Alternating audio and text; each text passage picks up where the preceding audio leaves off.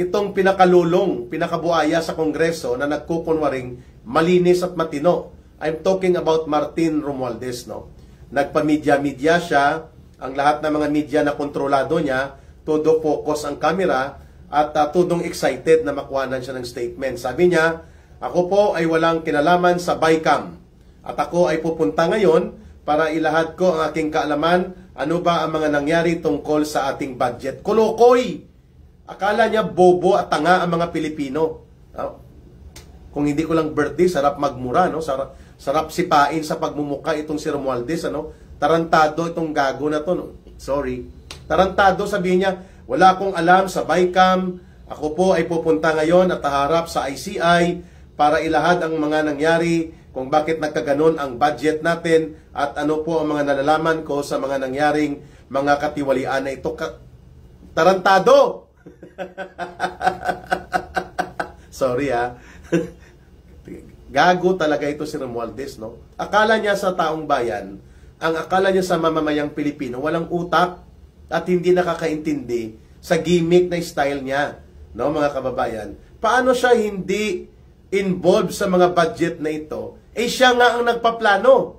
There is no saldico and there are no gang of 6+1 kagaya ni Dong Gonzales, nila J.J. Suarez, nila Garjola, nila Stila Kimbo, maliban kay Saldico, at mga aliporis nila, itong mga Joang, Eric Yap na to na pinangalanan ni Mayor Magalong, wala pong mga sindikato na congressman. Mga magnanakaw na mga buayang buitre na mga miyembro ng sindikato ni Romualdez, maliban pa kay Saldico na punong matador at tirador sa budget, kung walang Martin Romualdez. Yun po ang katotohanan dyan. At walang Martin Romualdez kung hindi siya pinayagan ni Marcos na mag-abuso ng poder, lumapastangan sa kanyang kapangyarihan bilang Speaker of the House at upang bulabugin at kanilang katayin ang buong budget process. Yan po ang tamang pagtingin. Wala na po tayong patumpik-tumpik. The chief architect and the chief orchestrators dito sa katarantaduhan sa budget insertions, budget alignment, parking of funds, unprogrammed, at mga kung anong-anong katarantaduhan, ang author niyan si Marcos at si Romualdez. Pinag-uusapan po nila yan. Ang kanilang executioner, si Saldico, at itong gang of 6+1 sa Kongreso. Edgar Abangan. Edgar, maraming salamat. Maaga pa. High blood na si Ka Eric. I should supposedly go on live mamayang gabi pa sa Philippine Standard Time. Alas 9:15. Pero hindi ko na po napigilan. Nang makita ko ang pagmumukha ni Romualdez, sarap chinilasin, Ito na ang talagang magnanakaw, na walang pakundangan kung mag-abuso sa poder at kapangyarihan at magwaldas ng pondo ng kaban ng bayan, pero playing innocent sa harap ng tao at sa harap ng media. No? Yan po ang tinatawag na calloused. Ang ibig sabihin po niyan, makapal ang pagmumukha.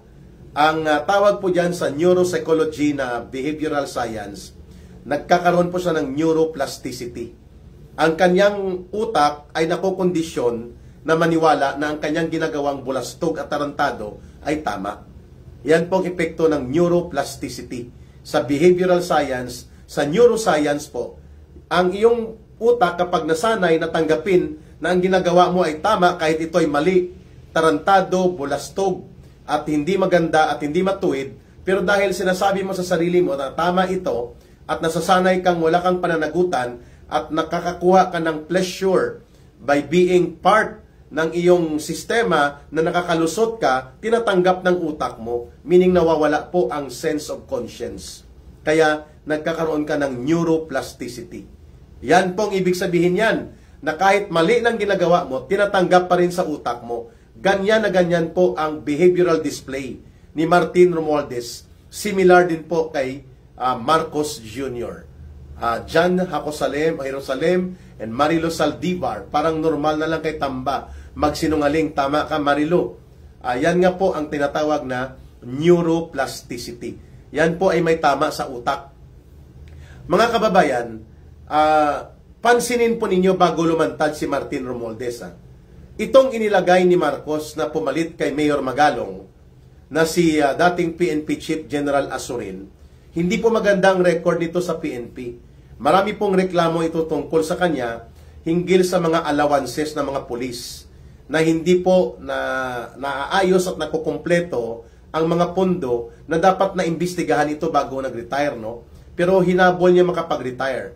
There are a lot of messages right now coming sa isa kong numero na hindi ko mabuksan at mailipat kaagad dahil nga sensitive matters po ang mga voice messages pang ang ibang pinapadala. Hinggil dito kay Azurin, na dating chief PNP ito, na pinalitan niya ito ni, hindi ko alam kung si Marbel bang pumalit dito. Basta itong si Azurin, mga kababayan, nagpalabas ng statement kahapon. A day before, lumantad itong si Martin Romualdez ngayong umaga. Sabi niya, nang tinanong siya ng media, ano na po ang development sa inyong investigasyon? Ang sagot nito ni Azurin, very dangerous and very alarming. Ang banggit niya, wala pa kaming nakikita na pwedeng kasuhan sa involvement nila sa flood control projects anomaly. O mantakin nyo, kung ganyan po, thank you Marilo Saldivar for the greetings and for the rest na nag-greet sa aking birthday ngayon. Salamat po. In spirit and in solidarity, I'm happy na nandyan kayo. Binabati nyo ako. And kahit po hindi ko kayo mabigyan ng pagpapansit, subalit, more than prayers, I am very thankful na nakikinig at sinusundan nyo po ang Ka-Eric Celis Facebook Live sa Ka-Eric Jeff Celis at ang ating Ka-Eric Celis YouTube channel. Ayun. So, ang pahayag ni Azurin kahapon ay nagpapakita at nagbabadya ng isang cover-up and whitewash. Ang sabi nga ng kanyang classmate sa Class 89 ng PMA, ito ay general din. Mataas ang inabot po sa PNP na ranggo. Ang isa ay Army General. Class 89 yata ito sila eh. Sabi niya, ganyan ang style ni Azurin. Mahilig magpalusot at palulusotin niya. Dahil na-involved din ito si Azurin, kung maalala ninyo, ang budigahan ng Shabu na ang nagme-maintain police sa Binondo, pinalusot niya at walang investigasyon at ginawa nila ni Abalos ay kinover up. Wala pong nangyari. Hindi na nagpatuloy ang investigasyon, may mga na-relieve lang, pero ang budigahan na almost 1 tonelada, 1,000 kilograms of shabu or mahigit pa, ay itinuturo na minimaintain ng Philippine National Police. At ang mga budigero, mga police, at ngayon si Azurin ay natimbrihan na may budiga dyan.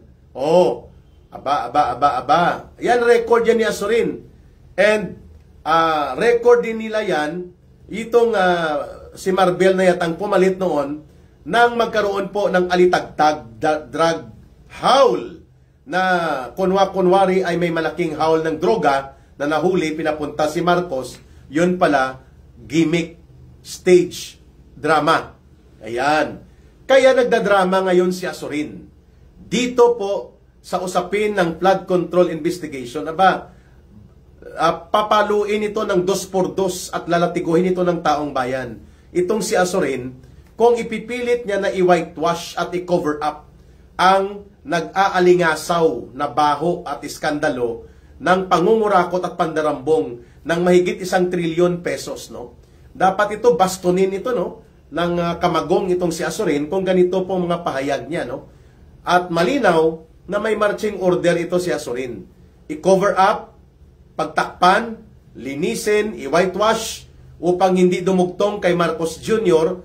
at pati kay Martin Romualdez at si Saldico lang ang mapupuruhan at ang ilang mga kontraktor at mga taga-DPWH. Subalit ang iba pa mga miyembro ng Kongreso na nasa sindikato ni Marcos at Romualdez, hindi po sila maisasama sa ganitong investigasyon. Ganyan po ko tinitingnan ang purpose kung bakit inilagay si Azurin dyan. Maliban na wala itong magandang record na ginawa sa PNP at sa kanya nga sumambulat itong iskandalo ng shabu budigahan sa Binondo na nagkaroon po ng cover-up at whitewash, nakakatakot isipin na nakakapagod na lang mga tao sa pakikipaglaban, manatanggal sa pwesto si Bangag, wala pang nangyayari. I understand po. Kaya nga po nakikita ko that there is an existing people power fatigue, but it is not permanent. It is only temporary. Don't lose hope, mga kababayan. Our situation may sometimes seem to be desperate, but it is far from being hopeless. May Diyos po na nakapanood at nakikita ang kalagayan natin, at may mga kababayan po tayo na hindi naman tumitigil na magsalita, manindigan at kumilos. This will take time. Yeah, but the situation is there. The conditions are there na ang sitwasyon ni Marcos ay delikado. Pwedeng ito anytime ay mapapalayas po sa poder, sa pag-alsa at pagbangon ng taong bayan. Balikan ko lang po itong gimmick ni Marcos at ni Romualdez. Inilagay nila si Azurin dyan para magkaroon ng cover-up at whitewash. Yun po ang nakikita ng taong bayan. At hindi po tayo nagkakamali na parang ito ay napag-isipan lang natin ang komentaryong ito. The way Azurin made that kind of very irresponsible and very dangerously leading towards cover-up, na sinasabi niya na wala pa lang silang nakikitang may mga sangkot na pwede ng kasuhan sa kasong ito. Hala, excuse me, dapat nga kinasuhan nyo na si Saldico. Kinasuhan nyo na ang mga kasabwat nilang Gang of 6+1 at dapat nag-coordinate na kayo sa Anti-Money Laundering Council upang mapa-freeze order sa korte ang kanilang mga ninakaw at dinambong na mga property, ari-arian, lupa at pera at kayamanan sa bangko. But you're not doing anything about that. Wala kayong ginagawa tungkol dyan, mga kababayan. It is very clear na ang ginagawa nyo, dinidribble nyo ang issue. Dinidribble ninyo ang situation. But you are not addressing the real issue. Ang real issue ay dapat mapabilis ang kaso. Maisampa ito at magamit ang poder ng gobyerno like Anti-Money Laundering Council, Anti-Terrorism Financing, and all other forms ng mga batas na pwedeng gamitin upang itong sila Romualdez, sila Saldico, at mga aliporis po nila ay dapat nang mabigyan ng aral na sila po ay kailangang managot at may mananagot at may dapat mapaparusahan. But the statements coming from Azurin kahapon is not very assuring. It is very disheartening. It is very discouraging. No? Nakakapanlumo, nakakapanghinayang, nakakagalit na ang advisor at parang point person ni Marcos at nila Romualdez dyan sa ginagamit nilang diskarte na investigative body ay walang kahihiyang nagpakita ng kanyang kulay.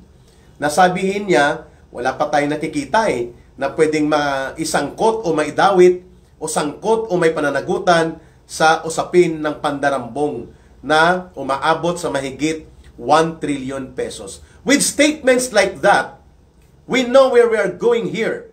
Wala na po ang integridad ng Senate Blue Ribbon Committee at hindi na po nag-resume ng hearing at si Tito Itbulaga Soto binigyan niya ng 3 linggong reprieve o pinatigil niyang investigasyon para hindi makabuelo ang mga revelations ng Diskaya couple, ng iba pang kontraktor na magbubulgar na at pati ang grupo ng mga security detail ni Romualdez at nila Saldico na mga dating mga Marines at mga sundalo na gustong sumama at mag-reveal ng kanilang nalalaman dito sa delivery ng mga mali-malitang basura which are actually pera, limpak-limpak po na salapi na idinideliver kay Romualdez at kay Saldico.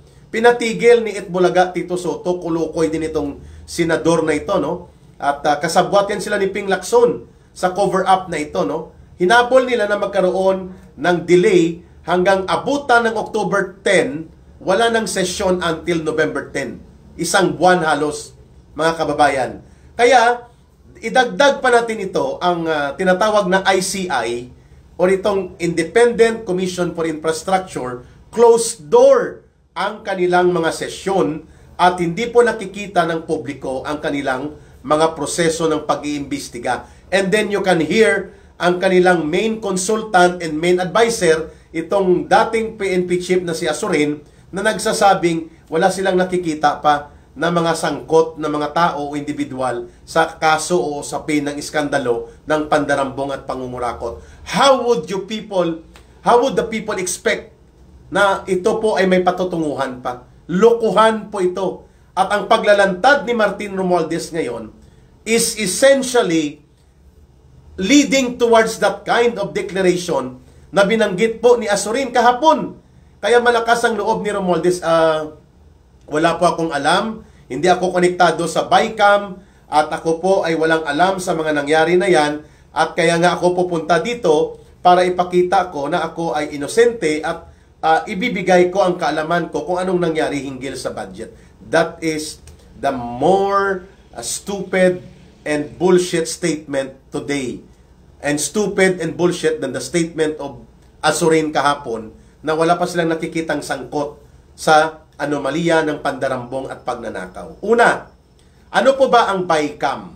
Ang BICAM is a delegation of representation ng House of Representatives at ng Senate.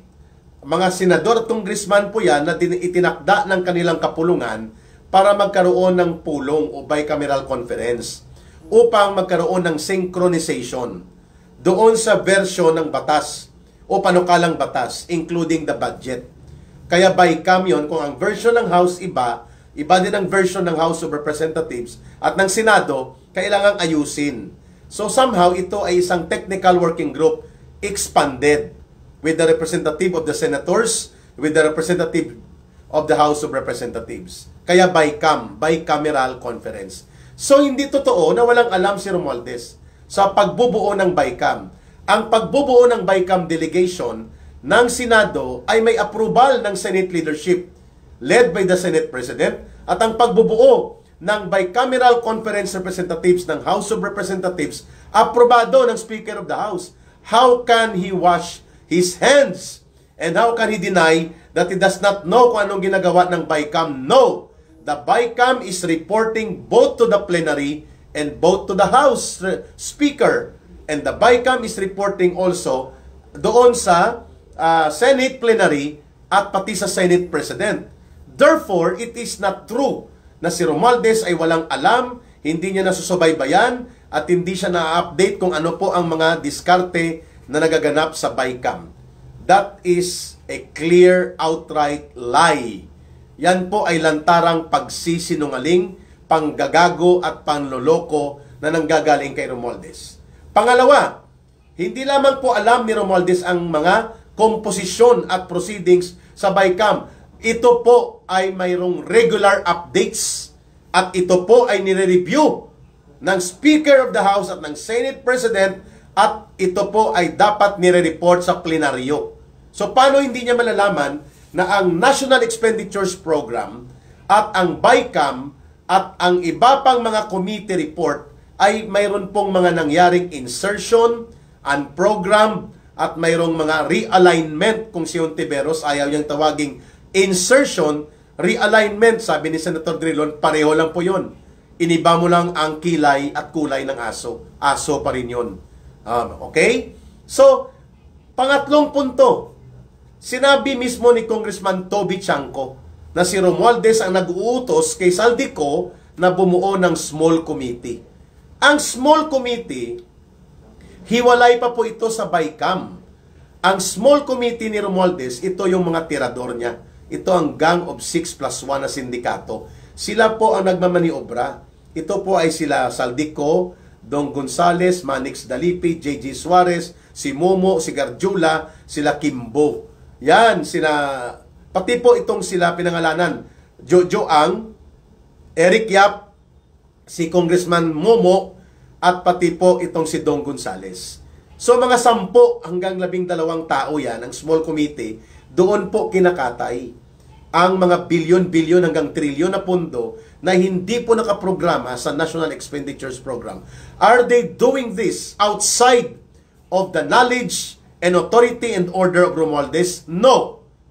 Ang small committee is directly composed ng mga tao na alipores at sindikato ni Romualdez. Therefore, they are not independent of Romualdez.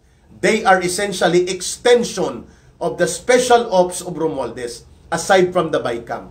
Sino pong nagbulgar nito? Si Congressman Toby Chanco. Pinangalawahan po ito ni Congressman Sid Ungab. Ito po ay hindi inimbestigahan. Dapat itong small committee ay tinumbok at pinatawag na sapagkat pinangalanan po ito ni Congressman, ni Mayor ng Baguio City na si Mayor Magalong.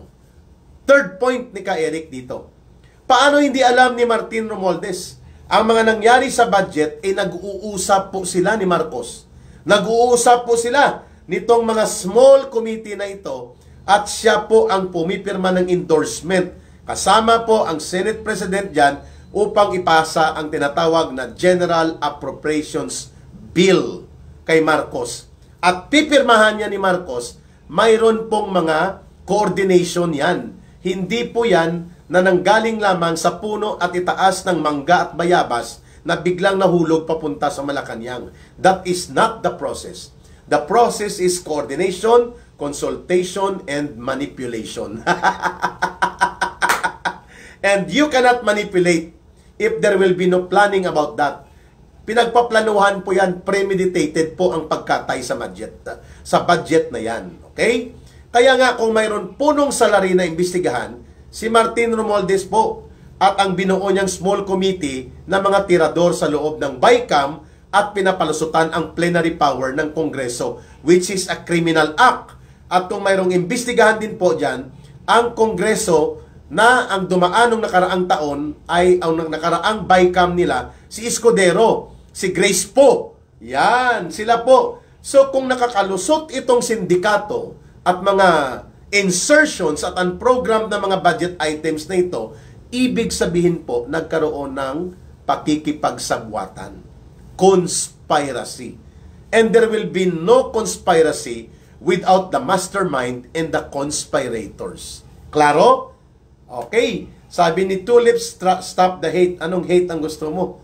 There is no hate, Tulips, when you speak about the truth. Ang hate ay dapat sa krimen. Ang hate ay dapat sa magnanakaw. Ang hate ay dapat sa mga nandudurog sa ating bansa. God is a God of justice. And God hates those who make crime. And God will exact justice on them. So, hindi pwedeng hindi tayo magalit, Tulips, no?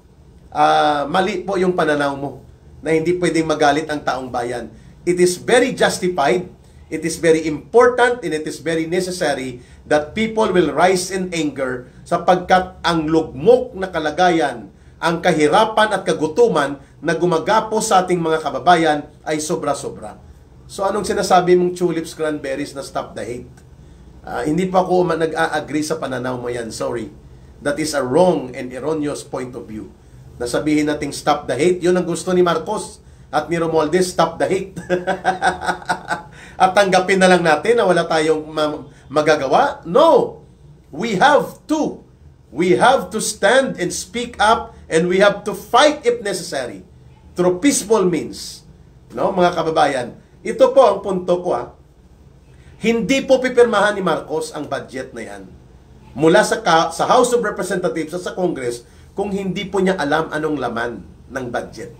Kasi kahit pang sabihin niya na may presumption of regularity sa kanyang pagpirma, may elemento po sa pamumuno under the principle of command responsibility that you should exercise due diligence, propriety, and prudence.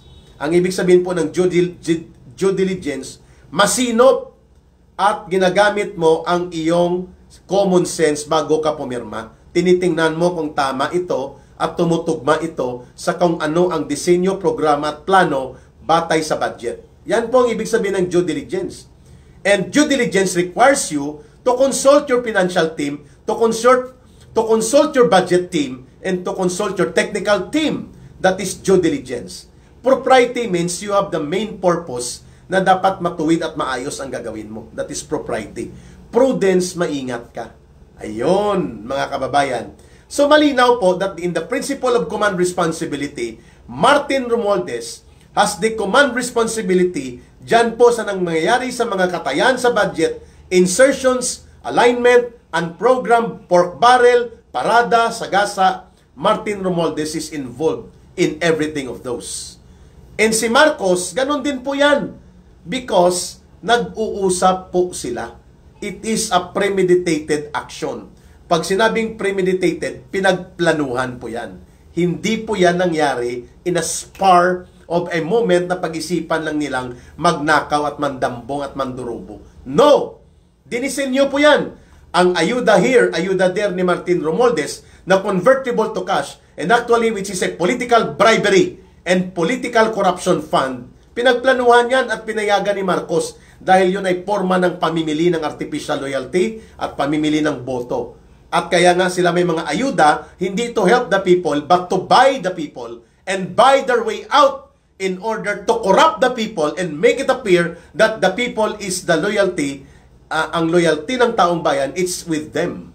Yan pong purpose ng ayuda na pinayagan ni Marcos. Ngayon ito pa, nagrereklamo ang DPWH in the next or in the last 3 years, may pumapasok na tag 200 billion, 170 billion, mga 180 billion na mga pundo na si Romualdez lang at si Saldico ang pwedeng magpa-release. How can Romualdez claim innocence about that?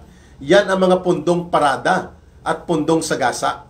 Ibig sabihin, hindi yan nakaprogram sa National Expenditures Program, pinalusot as pork barrel, pero may control si Martin Romualdez. In-expose din po yan ni Congressman Toby Chanco.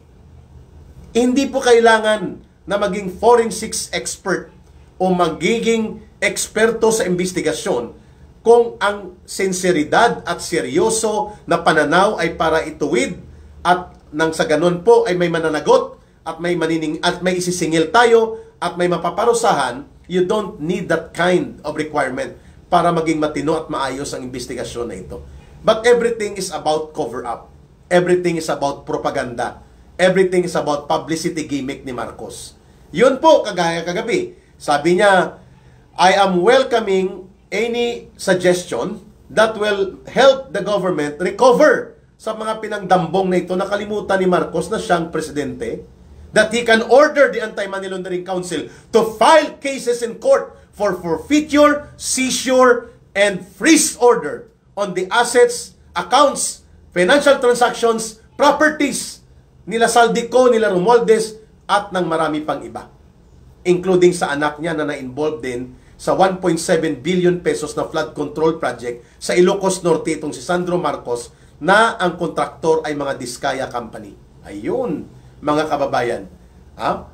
May mga tao ka, Eric, na napakatanga. Aywan ko kung anong dapat na words ang gamitin para sa kanila. Nakakapanginig ng laman sa galit. I understand. Samuel, ang iyong nararamdaman. Ganyan din pong nararamdaman ni ka, Eric, ngayon. Mantakin mo, si Romualdez, sasabihin niya wala siyang alam sa BICAM. Siya ang bumubuo ng delegasyon sa BICAM. Ang BICAM ay nag-report kay Romualdez, nag-update at walang lalabas na House Bill on budget kung wala pong approval ni Romualdez. Alam niya at nagre-report sa kanya. Grabiha jud na dunggangan mong impormasyon from your birthday boy. Elsa Montes Claros. So I am very emotional and passionate sapagkat ginagawang tanga at bobo ni Marcos at Romualdez ang taong bayan. We need to speak up. We need to have a collective stand about this. No? Pang-apat tong punto na ito. Hindi po magiging batas ang budget na yan at ang mga pinalusot nila Romualdez, nila Saldico at ng mga sindikato kung hindi pinipirmahan ni Marcos Jr. Out of 470 billion pesos sa General Appropriations Act na insertions, realignment at mga nakadududa na mga items, 29 billion lang ang bineto ni Marcos. Meaning to say, hindi niya pinayagan 29 billion pesos. But the 441 billion pesos, pinalusot po niya. At 80% doon ay mga para sa flood control projects. See? Marcos knows everything. He knew and he knows everything sa mga nangyayaring ito. Anak niya, majority floor leader sa Kongreso, pinsan niya, Speaker of the House, at lahat ng mga nagre-report dyan, mga alipuris nila, kaalyado at katauhan nila sa sindikato. Hindi pwedeng hindi niya alam. And even ang malapit sa kanila na si Congressman Toby Chanco ay nagsabi na Mr. President, Sir, napakadami po ng insertion. Napakadami po ng binago sa National Expenditures Program. At yan po ay dahil kay Speaker Martin Romualdez. Ano lang ang sagot ni Marcos? Pailing-iling, pakibit-balikat, pero gimmick yon sapagkat nakikinabang siya sa bilyon-bilyon na pundong ito. Mantakin ninyong binulgar ni Governor Chavit Singson, 31 billion pesos worth of infrastructure project contracts, karamihan mga flood control projects, at mga hausyaw na kalsada sa Diskaya Couple na punta. at ang kanilang proyekto ay para sa Marcoses. If there is a rule of thumb that for every 1 billion, 25% po ang kinukuha, that's 25% of 1 billion. Yeah, tama. 250 million. That means kung 31 billion yan, 7.5 billion pesos po ang kinaltas dyan as SOP para kina Marcos. Because it is documented sa datos ng DPWH, 31 billion pesos of contracts ng mga diskaya sa Ilocos Norte. Ha? Di ba? Mga kababayan. So, ibig sabihin kung ang rule of thumb, sabi ng mga diskaya, minimum 25% to a maximum of 35% ang kinukuha nila Saldico, Martin Romualdez, at upang daw ipartida ito, therefore, kay Marcos alone, hindi mo na yan pwede bawasan. Direkta yan sa kanila. Ang 25% ng 31 billion is mahigit 7.5 billion pesos. Mga kababayan, this is evil. Evil po ito. Kaya nga dapat nating ibulgar ito sapagkat kung pababayaan natin ito, mananatili po itong kadimunyuhan ni Marcos at nila Romualdez. At kagaya ng kanilang attack dog ngayon at tagapagtabo ng kanilang krimen na si Azurin, nagpapahayag siya na wala siyang nakikitang may involvement na mga individual sa investigasyon ng ICI na ito. Tarantado na, baluktot pa ang kanyang mga pahayag, mga kababayan. So, bantayan po natin kasi closed door. Walang transparent, walang accountable, and walang open to the public for scrutiny na uri ng investigation process na ginagawa ngayon dito sa ICI. Pero nananawagan po ang Iglesia ni Cristo dyan at ang taong bayan na dapat transparent at dapat ituloy-tuloy ang matino at maayos na pag-iimbestiga as a parallel effort ng Senate Blue Ribbon Committee na pilit pinapatigil, minamaniobra at inililihis ngayon nila Tito Soto. Kaya nga tinigil nila for 1 month ang Senate Blue Ribbon investigation.